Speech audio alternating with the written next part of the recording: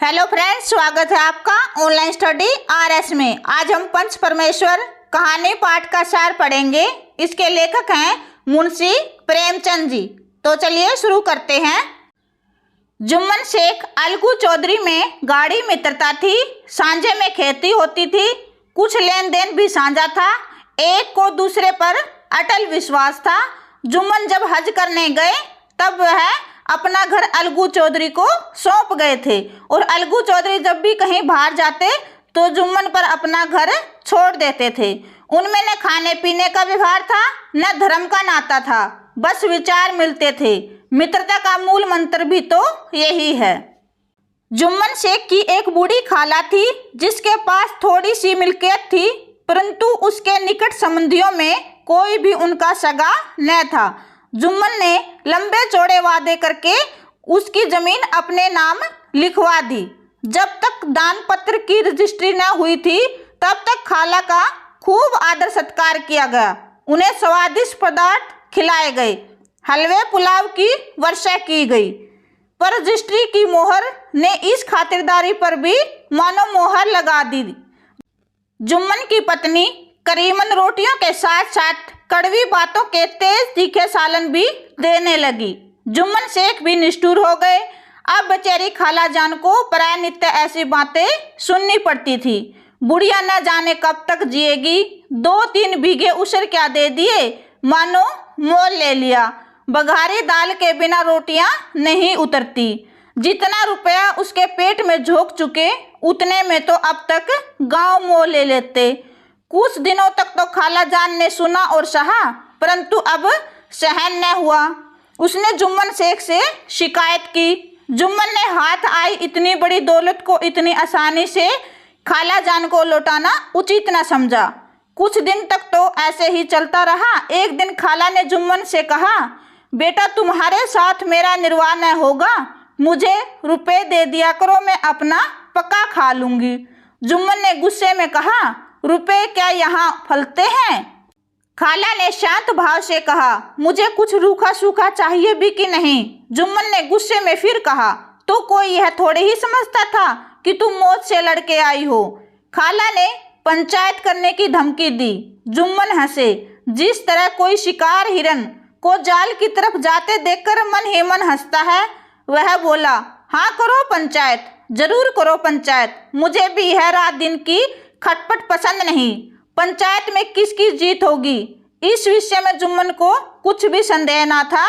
आसपास के गांव में ऐसा कोई नहीं था जो उसके अनुग्रह का ऋणी न हो। इसके बाद कई दिनों तक बूढ़ी खाला हाथ में लकड़ी लिए आसपास के गांव दौड़ती रही। कमर झुककर तीर कमान की तरह हो गई थी। एक एक पग चलना दूभर हो गया था, मगर बात आ पड़ी थी जिसका निर्णय लेना जरूरी था। कोई बिरला ही आदमी होगा जिसके सामने बुढ़िया ने दुख के आंसू न बहाए हों। किसी ने हाँ कहा तो किसी ने हूँ कह के टाल दिया, मगर उस अन्याय से बुढ़िया को बचाने की हिम्मत किसी में न थी। चारों ओर घूम घाम कर बेचारी अलगू चौधरी के पास आई। लाठी पटक कर बोली, बेटा तुम थोड़ी देर के लिए मेरी पंचायत में चले आना। अलगू चौधरी, मुझे बुलाकर क्या करोगी खाला? कई गांव के आदमी तो आएंगे ही। खाला अपनी विपदा सबके आगे रो आई। अब आने न आने की अख्तियार उनको है। अलगू, यूं आने को तो आ जाऊंगा, मगर पंचायत में मुंह न खोलूंगा। खाला, क्यों बेटा? अलगू, जुम्मन मेरा पुराना दोस्त है, उससे बिगाड़ नहीं सकता। खाला, बेटा क्या बिगाड़ के डर से ईमान की बात नहीं कहोगे? अलगू इस सवाल का कोई उत्तर न दे सका। उसके हृदय में ये शब्द गूंज रहे थे। संध्या समय एक पेड़ के नीचे पंचायत बैठी। जुम्मन शेख पहले ही फर्श पर बैठा था। उन्होंने पान, इलायची, हुक्के, तंबाकू आदि का प्रबंध किया था। वह स्वयं अलबत्ता अलगू चौधरी के साथ जरा दूरी पर बैठा था।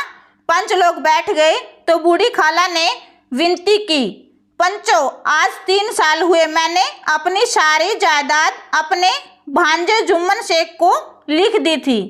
इसे तो आप लोग जानते ही होंगे। जुम्मन ने मुझे ताहयात रोटी कपड़ा देना कबूल किया। साल भर तो मैंने इसके साथ रो धोकर काट लिया। अब रात दिन का रोना धोना नहीं सहा जाता। मुझे न पेट की रोटी मिलती है न तन का कपड़ा। बेकस बेवा हूँ, कचहरी दरबार नहीं कर सकती। तुम्हारे सिवा और किसको अपना दुख सुनाऊं। तुम लोग जो राह निकाल दोगे उसी राह पर चलूं। अगर मुझ में कोई ऐब देखो तो मेरे मुंह पर थप्पड़ मारो। जुम्मन में बुराई देखो तो उसे समझाओ। क्यों एक बेकस बेवा की आह लेता है। मैं पंचों का हुक्म सिर माथे चढ़ाऊंगी।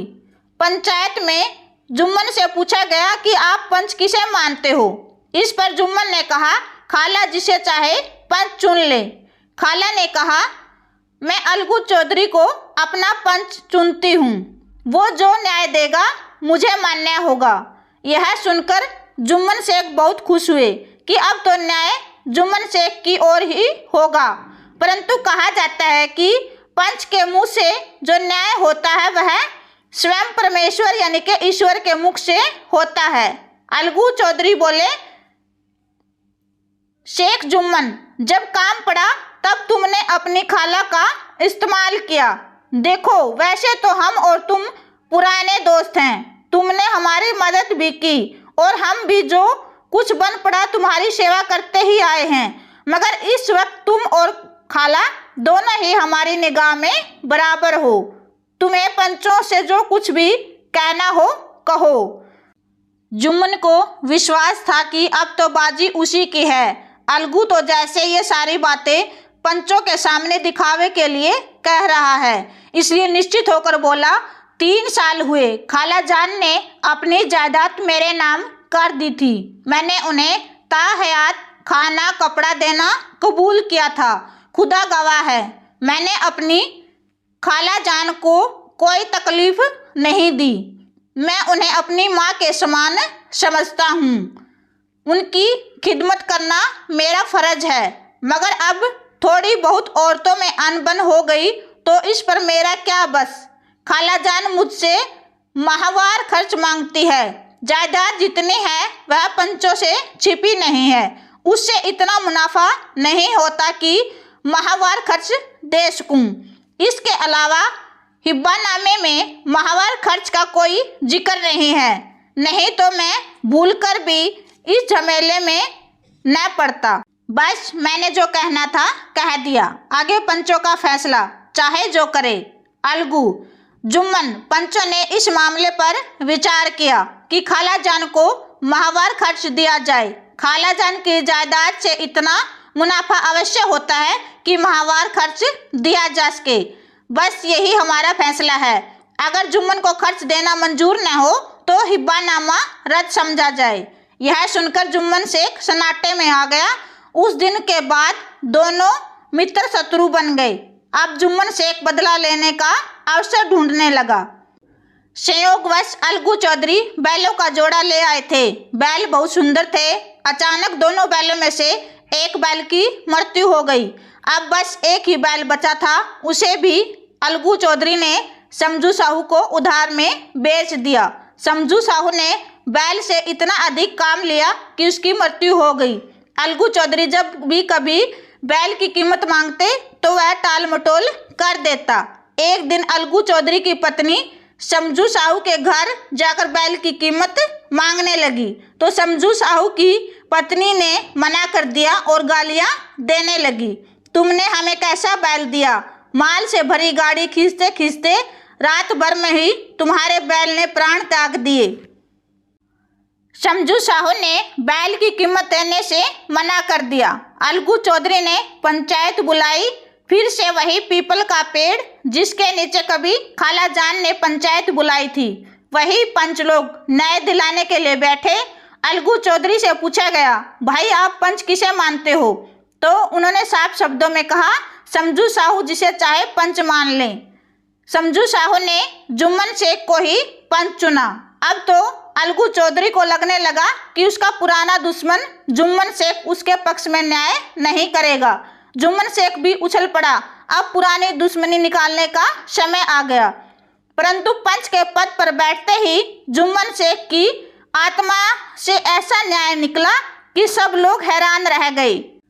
जुम्मन ने सभी बातों को भुलाकर अलगू चौधरी के पक्ष में न्याय दिया कि बैल कमजोर या रोग से ग्रस्त नहीं था जिसके कारण उसकी मृत्यु हो गई, बल्कि समझू साहू ने बैल से अधिक परिश्रम करवाया था जिसके कारण वह बेचारा रास्ते में ही मर गया। अब समझू साहू को बैल की उचित कीमत देनी होगी। तब जुम्मन शेख को यह महसूस हुआ कि पंच के मुख से जो वाणी निकलती है वह स्वयं परमेश्वर के मुख से निकलती है, इसमें जरा भी संदेह नहीं। थोड़ी देर बाद जुम्मन अलगू के पास आए और उसके गले लिपटकर बोले, भैया, जब से तुमने मेरी पंचायत की तब से मैं तुम्हारा प्राण घातक शत्रु बन गया था, पर आज मुझे ज्ञात हुआ कि पंच के पद पर बैठकर न कोई किसी का दोस्त होता है न दुश्मन, न्याय के सिवा उसे कुछ नहीं सूझता। आज मुझे विश्वास हो गया कि पंच की जुबान से खुदा बोलता है। अलगू रोने लगा। इस पाने से दोनों के दिलों का मैल धुल गया। मित्रता की मुरझाई हुई लता फिर से हरी हो गई।